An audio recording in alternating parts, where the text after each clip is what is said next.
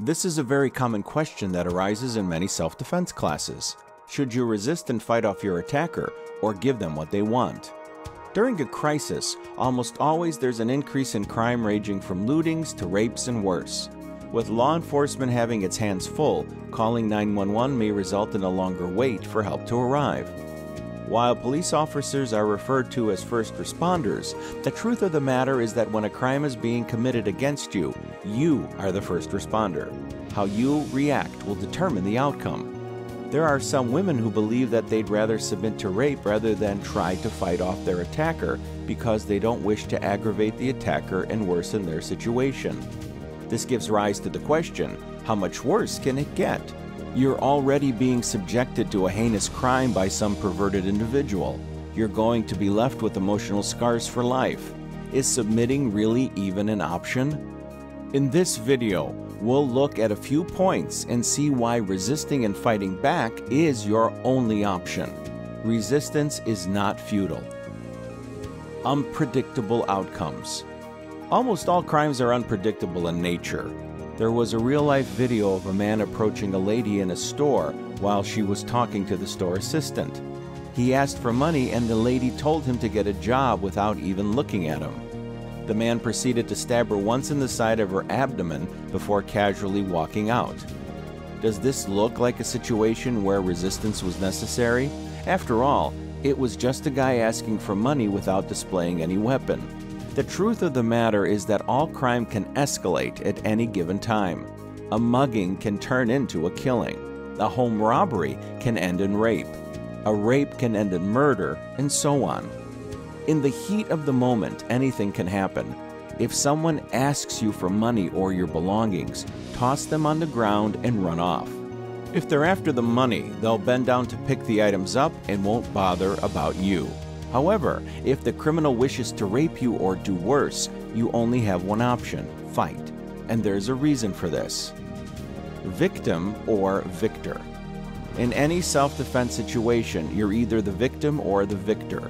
Being a victor means you escape with your life intact. It means getting away from your assailant without getting raped or killed.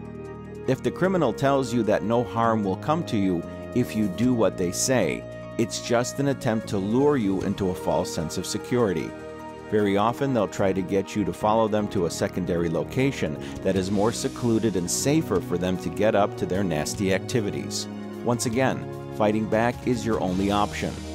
This applies to both men and women, though most crimes are perpetrated against women.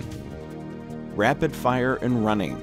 When we speak of fighting back, we mean rapid attacks designed to hurt or incapacitate an attacker long enough for us to escape. Most people make the mistake of thinking that they'll be in a 3-minute MMA match with their attacker. This is not a Chuck Norris movie, and you're not Chuck. If you're about to get raped, a quick hard jab to your attacker's neck may damage their trachea and cause them to choke for a couple of minutes. This is enough time for you to escape and find help from others. Most criminals want an easy prey. They want someone who won't resist or put up a fight. The moment you do, most of them quickly try to get away because it's just not worth the hassle. Do note, the best self-defense is running. This applies to males and females alike. Hit hard, hit fast, and run off when they're down. Guessing and injuries. One of the reasons most women do not fight back is because they assume that if they give in, things will not get bad. This is pure guesswork, and in most cases, the opposite holds true.